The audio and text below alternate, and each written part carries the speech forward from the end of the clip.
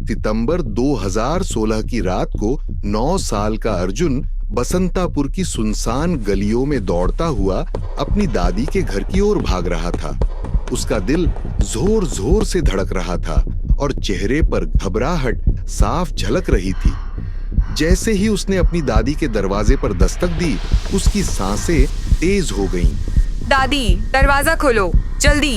अर्जुन चीख रहा था, जैसे कि वो किसी चीज से बहुत ज्यादा डर रहा हो।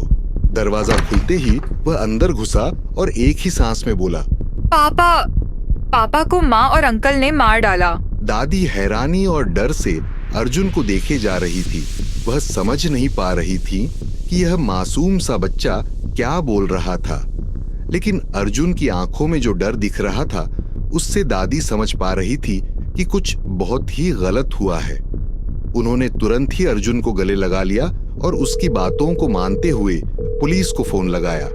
इस कहानी की शुरुआत होती है 2005 में, जब उत्तर प्रदेश के बसंतापुर गांव का एक लड़का सुखजीत सिंह, जो काफी इज्जतदार फैमिली से था और जो एक बेहतर भविष्य की तलाश में 15 साल की उम्र में ही इंग्लैंड चला गया था। वहां उसकी मुलाकात रमनदीप कौर से हुई। रमनदीप कौर और सुखजीत सिंह के बीच प्यार हुआ और दोनों की फैमिली फाइनेंशियली स्टेबल और एजुकेटेड होने के कारण दोनों की शादी के लिए भी मान गई थी। रमनदीप का स्वभाव बहुत नियंत्रित करने वाला और टॉक्सिक था, जबकि सुखजीत एक शांत और समझदार इंसान था। दिसंबर 2005 में उन्होंने शादी कर ली। तब उन्होंने पिज्जा होटल स्टार्ट की थी। उसके बाद 2007 में उनको पहला बेटा अर्जुन हुआ और 2010 में दूसरा बेटा आर्यन हुआ। उसके बाद उनकी पूरी फैमिली इंग्लैंड की डर्बी सिटी में शिफ्ट हो गई थी। उन्होंने लंदन शिफ्ट होने के बारे में भी सोचा था, लेकिन फिर उनको लगा कि बनाया हुआ बिजनेस बंद करना पड़ेगा। सुखजीत की लॉजिस्टिक कंपनी थी, जो कि उनके बड़े बेटे अर्जुन के नाम पे थी, अर्जुन ट्रांसपोर्ट। साथ ही वो सिटी के म्यूजियम में भी एज अ प्रोजेक्ट मैनेजर काम करता था। वो रिलीजियस और काम की तरफ डेडिकेटेड व्यक्ति था, जबकि रमनदीप ग्राफिक डिजाइनिंग कंपनी में जॉब करती थी। वो सुखजीत से अलग ट्रेडिशंस को बिल्कुल नहीं मानती थी।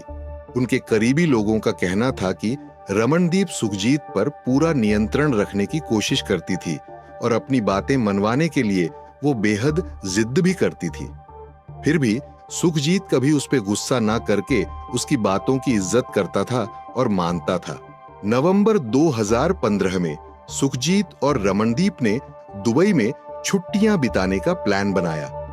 दुबई में वो लोग सुखजीत के स्कूल के दोस्त गुरप्रीत के घर ठहरे थे, जो कि ट्रक ड्राइवर और कंस्ट्रक्शन लाइन में काम करता था। दुबई में घूमते समय रमनदीप और गुरप्रीत के बीच नजदीकियां बढ़ीं और उन्होंने अपने फोन नंबर एक्सचेंज किए। सुखजीत को इस बात का जरा भी अंदाजा नहीं था कि उसकी पीठ पीछे कुछ ऐसा हो रहा है।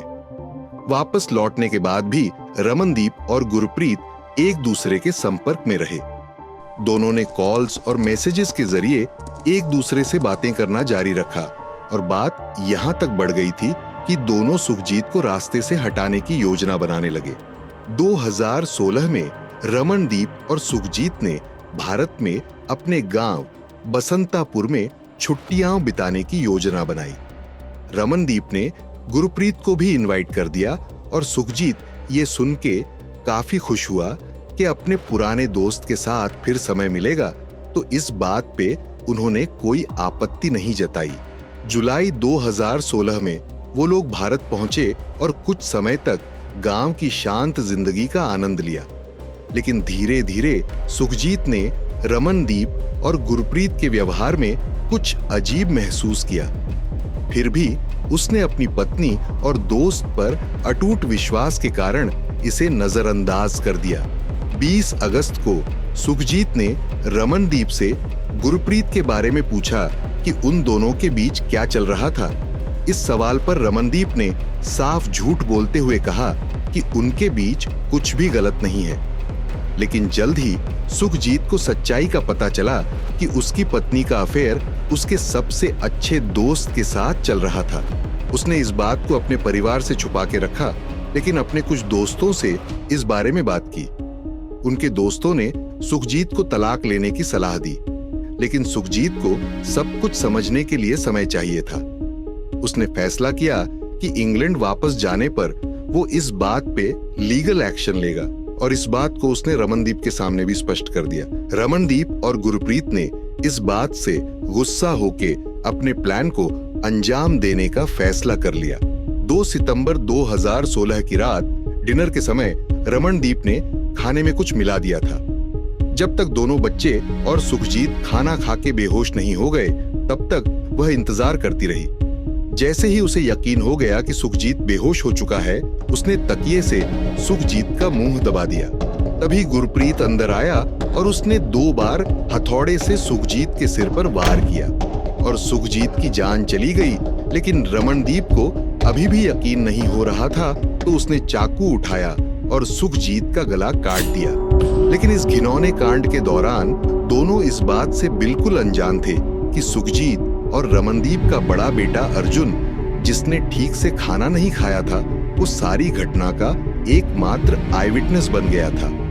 वह डर के मारे अपनी आंखें बंद करके लेटा रहा और जैसे ही मौका मिला वह अपनी दादी के घर की ओर भागा और सब कुछ उन्हें बता दिया। दादी ने तुरंत पुलिस को बुलाया, लेकिन पुलिस को गांव तक आने में थोड़ा समय लग गया। जब तक पुलिस वहां पहुंची, तब तक गुरप्रीत वहां से भाग गया था। सुखजीत की लाश वहीं पड़ी थी और रमनदीप से पूछताछ की तो उसने झूठ बोलते हुए कहा कि घर में कोई चोर आया था जिसने सुखजीत को मार डाला। लेकिन उसे इस बात का अंदाजा नहीं था कि उसी के बड़े बेटे अर्जुन ने सब कुछ देख लिया था। पुलिस ने तुरंत कार्यवाही शुरू करते हुए गुरप्रीत की खोज चालू की और जल्दी ही गुरप्रीत को एयरपोर्ट से गिरफ्तार कर लिया, जब वह दुबई भागने की कोशिश कर रहा था। जांच के दौरान पुलिस ने रमनदीप और गुरप्रीत के फोन चेक किए और पाया कि दोनों के बीच काफी लंबे समय से अफेयर चल रहा था। उन्होंने सुखजीत को मारने की साजिश इसलिए रची थी क्योंकि उन दोनों को सुखजीत के इंश्योरेंस से 2 मिलियन पाउंड और एसेट से 1 मिलियन पाउंड मिल सकते थे। उन्होंने सोचा था कि इंडिया में क्राइम की जांच धीमी होती होगी, इसलिए उन्होंने इंडिया में अपने प्लान को अंजाम देने के बारे में सोचा था। रमनदीप के घर वाले उसके झूठ का ही साथ दे रहे थे और सुखजीत के परिवार को दोषी ठहरा रहे थे। उन्होंने अर्जुन से भी बात की और उसे बयान बदलने के लिए मनाने की कोशिश की। गिरफ्तारी की 7 महीने बाद ही रमनदीप को बेल पे बाहर निकाला गया, लेकिन वो इंडिया छोड़ के नहीं जा सकती थी। इस केस का ट्रायल 7 साल तक चला और अक्टूबर 2023 में जब अर्जुन 16 साल का हो चुका था, तब अर्जुन ने अपनी मां और गुरप्रीत के खिलाफ अपनी गवाही दी।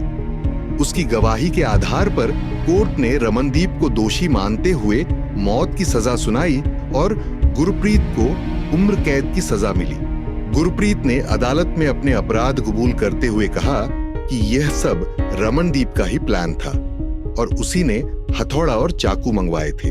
आज रमनदीप शाहजहांपुर जिले की जेल में है और अभी भी यह मानने को तैयार नहीं है कि उसने अपने पति की हत्या की है और अभी भी वो सुखजीत के परिवार को दोषी मानती है। दूसरी ओर अर्जुन और आर्यन अब लंदन में अपने रिश्तेदार के साथ रहते हैं। अर्जुन ने कहा है कि वह कभी अपनी मां को माफ नहीं करेगा और ना ही कभी भी उनसे मिलेगा, जिसने उसके पिता को मार डाला। अगर आपको हमारा वीडियो पसंद आया हो तो कृपया लाइक, शेयर और हमारे चैनल को सब्सक्राइब करें। साथ ही हमें कमेंट करके अपनी ओर से सुझाव दें कि आपको आगे हमारी चैनल पे किस घटना के बारे में जानना है। धन्यवाद।